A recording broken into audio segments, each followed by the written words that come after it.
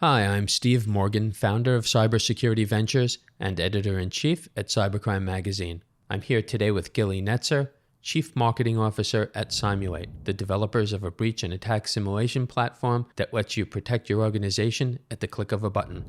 To learn more about Cymulate, visit cymulate.com. Gily, welcome. Great to have you with us today. Hi, Steve. Thank you for having me. So, Gily, you have an outstanding background in our industry. Take us back to your time at the IDF and give our audience a high-level overview of your 20 years of experience in our field. Well, so IDF, is something that everybody goes through here, living in Israel, and I was no different. So I found myself joining the IDF as I was 18 years old. I was in the Air Force and served in an F-15 squadron. So I was mainly surrounded by men all the time. At the time, women were not allowed to be pilots at all in the Air Force in Israel, which was my biggest dream, but it wasn't allowed. So I did the closest thing possible, and I was actually serving there in the operations room and had to multitask many different things, working with the men pilots. So it was very, high level, high profile, quality people there. An elite unit, and that was an amazing experience. And I was very happy, to serve my country and be there to make Israel a safer place. And it's funny, because being there with the men actually was maybe like a pre to everything that came after, right? Because I went in to the cyber industry. Actually, by chance, I wasn't going to be there. I am in marketing. I have a marketing background, and I'm a very creative person. Yet I love numbers. I love data. I'm very scientific. I love technology. And so I found myself getting into the cybersecurity market, initially with big enterprises, later on with startups. And in that space, it was always men around me, always men. And I was accustomed to it. It's something that is very natural for me. While it's very natural for me to be there, at the end of the day, I did feel at the beginning that it's weird that I don't see many women around, because I know so many talented women. And at my time with Symantec, actually, I had a very, very strong CMO. She was a woman, and she was really inspirational for me, and had a very motivational attitude, an amazing professional. She's now a 3-time CEO in the US, and that was amazing. And so as my career developed, I saw more and more women stepping into the cyber industry in general, and also to some leadership positions, which is where I was, targeting. But still, I think today, and about only 1% of the C-suite jobs are filled by women. And so the total women representation in cyber is less than 20%. So there is definitely room to increase the diversity, both in the industry and more generally in technology. So do you think that for young women, that could be high school girls, college graduates, people who are early in their career, is our industry friendlier and more open to women at this point? Do you think it's less daunting for them to pursue a career? I think that today, any woman who has a passion for technology and passion for security, she can totally go for it. I believe that today, when someone is being interviewed to company, I'd like to think that there is no prejudice assumption. And if someone is being, looked at completely by their skill. And if anything, I find that today diversity is an advantage. So if you're a woman, and you are talented, I have no doubt that you can get a job. I don't know about, pay and what you can get, but I see a lot of really great talented women. Also, what I see, by the way, in schools, I see in schools that there is a huge investment on trying to pull in girls into the technology, into mathematics. And that immediately also impacts later their experience, because at least in Israel, when you finish and you graduate high school, then you get summoned from the army to different units based on what you've studied. And if you have studied a scientific thing, right, mathematics, more into biotechnology, chemistry, computer, cyber, then there is more likelihood that you will be called on, relevant units. And from there, like the 8200 unit that everybody is, familiar with. And from there, going into cyber is very natural. So I see that happening more and more. And I hope this is a trend, around the world. Well, you're a great example. Now you're the inspirational CMO, and you're the CMO at a very exciting company that we've been following, Cymulate. So we want to shift gears here and talk about what you're doing. With your background, what do you view as the top challenges for CISOs today? Okay, so probably I can name 3 or 4 the top challenges, right? So first of all, there's a lot of emerging technologies. The digital transformation has been there all the time, and it's accelerating very fast. And with that, the adoption of new technologies, because the acceleration in digital transformation is really expanding the attack surface. It's been like that for generations and generations, and that continues to be the case. So CISOs face the challenge of supporting integration of those technologies without fully understanding or being able to mitigate the exposure that they create. So I guess the emerging technologies and the security gaps they create is one. Then there is, of course, the complexity, because every company has dozens of security solutions. And so the enterprise security architecture is becoming increasingly complex. And often the integration between the different products is challenging too.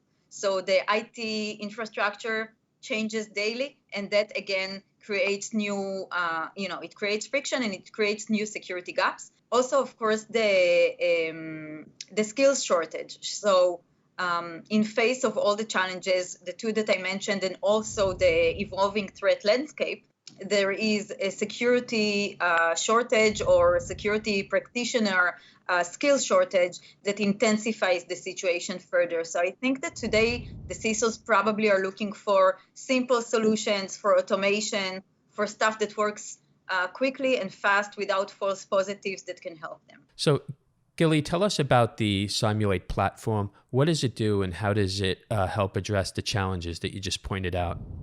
So Cymulate is all about continuous security validation across the full kill chain. We are providing an end-to-end solution. We challenge and assess and help to optimize the security controls and processes. We quantify the security performance and the risk for security leaders to make informed decisions, prioritize, and it's all based on the results of real-life attacks. So you advocate for continuous security testing. Why is that important, and what exactly should organizations be doing? So the average company has like I said before, a few dozens of security solutions, and it's complex. And skills shortage, as we mentioned, make it even more complex to control. What we do is reduce the complexity, and we offer a simple solution. It's a SaaS-based platform that provides visibility and KPIs to plan and allocate resources effectively. We also pour our intellectual property into the platform, and this addresses the skills shortage, enabling less skilled security professionals to use it. And while the IT environment is dynamic, we enable the security teams to automate security assessments, and we allow them to continuously validate the security posture. It's not a one-time thing. It's not an external penetration testing you do twice a year. It's something that can be done continuously. And Cymulate is really easy to deploy and use. Within minutes, you can begin running the assessments to any vector or module of your choosing. And at the end of the day, our perception is that simplicity equals security. If it's not simple, it will not be deployed. If it's simple, then you're secured.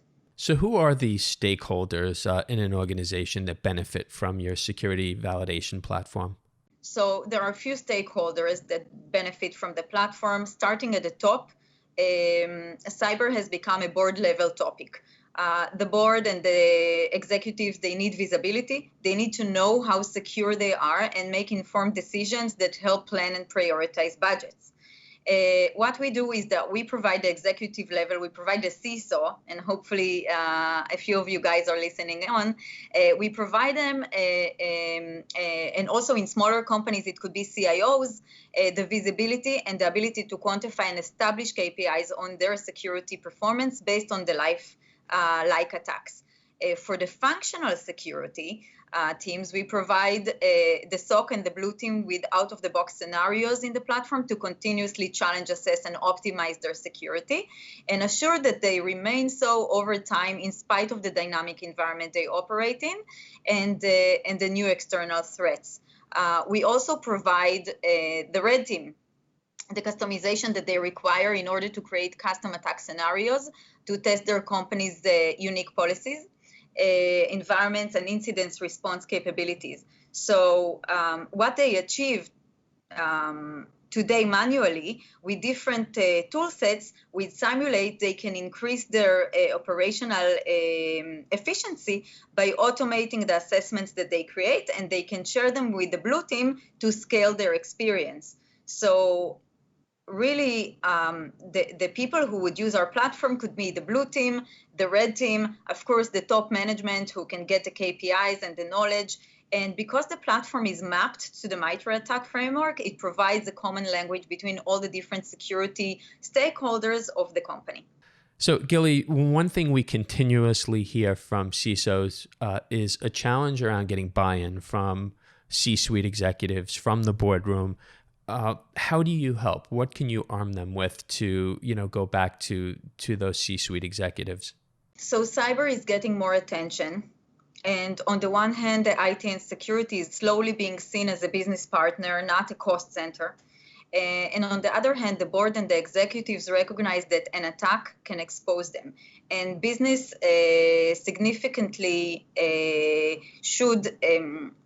and it can impact the business significantly should the company be breached. So the problem is that they can't measure their security performance like any other business process. So we enable the CISOs to establish quantifiable KPIs, and these enable him to show the board how investments have improved their security and how optimization extracts more value out of them, and that will justify future investments. Now, the board can track security performance like any other business process and ensure improvement. The last thing is that, most importantly, I guess, the CISO is able to move as rapidly as the business and the threat landscape, for that matter, to support new business initiatives like third-party supply chain, merger and acquisition cloud services, and so on. A specific example that relates to COVID-19, if you will, is the rapid transition to working from home. So our customers were able to validate very quickly how secure working from home is. Yeah, well, that's obviously a very big one right now. So for CISOs... And in fact, I just want to add one sentence that, in fact, we see an increase in the usability of our platform in the last 6 months. And is that tied directly to COVID, in your opinion? Is that in the remote workforce?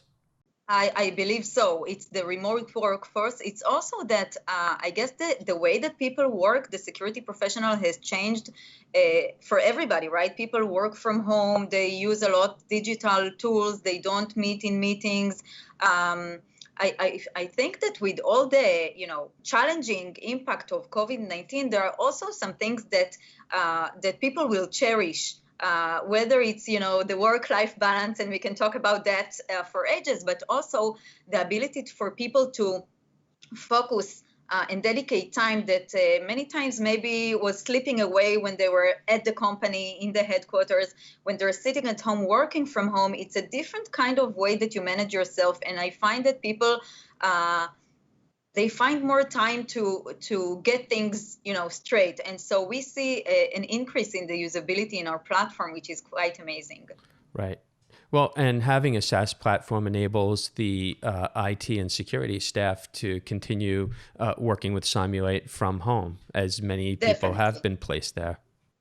Yeah, definitely. And one more thing that we see, looking at different products, and at least I suggest to the CISOs that are looking into a continuous security validation or breach and attack simulation tools or an optimizing platform, what have you, I suggest that the issue of a SaaS-based solution will be looked at very carefully, because one of the points is the continuation or the continuous and automated aspect of the solution. You don't want to find yourselves running patches and updates to a platform. You really prefer to have something that gets updated automatically. One of the things on our platform is the immediate threats module, which we have a search team here, a research team that is working 24/7 on all the new threats as they emerge daily, and they're being added to the platform. So at any given moment, a customer doesn't need to run any updates, but at any given moment, they have all the most recent immediate threats, and they can check, their security posture or how their company will do with those threats. So this is something for me that is key if I was choosing or looking at vendors.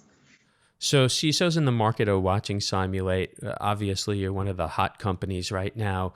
What's coming? CMO, tell us, what does it look like, for the next year, next 2-3 years out? What is Cymulate going to be bringing to the market? Actually, there is something that we're going to launch, I would say in 2021, that is so exciting, but I don't want to spoil the fun of it. I'm not sure I want to say exactly what it is, but it's really something amazing that let's say, I'm trying how to phrase it without giving it all away, but one of the biggest things in digital transformation in the connected world has been the power of the community, right? Social platforms, companies are being bought not for the original product that they planned for, but for the amount of data and the amount of people that they have in their platform. So the power of I don't know if it's the power of the people or the power of the community or the power of the crowd. So I will just hint on that. But there is definitely more smart minds out there, and that have the ability to contribute and make this world a safer place. I'll stop here. I don't want to spoil the news. Well, we won't steal your thunder, but you just got an invitation on for 2021, so you have to come back and open it up and tell us what's going on. So, Gily, thank you so much. That was great. Cymulate's doing a lot of exciting things in the market, and appreciate you being here today. Thank you so much. It was a pleasure talking to you. And if I can give just one last tip to a CISO or a security professional who is looking to evaluate a security validation solution, I would look at 3 things. 1, make sure you have the broadest coverage end-to-end across the full kill chain. I would look for a simple solution. You want a simple deployment, simple ongoing management, automation, not to mention simplicity, and even the purchasing process, simplicity all around, very easy user interface. And the last thing is the level of customization, right? It's nice having things out of the box, but you also want to make sure that if you have a very good team, they're able to customize for it to be to your needs. All right. Well, thank you so again. much. Yeah, thank you. We appreciate those final points, and we'll do this again soon. All right. Thanks, Steve. Bye. I'm Steve Morgan, founder of Cybersecurity Ventures and editor-in-chief at Cybercrime magazine. Joining me today was Gily Netzer, Chief Marketing Officer at Cymulate, the developers of a breach and attack simulation platform that lets you protect your organization at the click of a button. To learn more about our sponsor Cymulate, visit cymulate.com.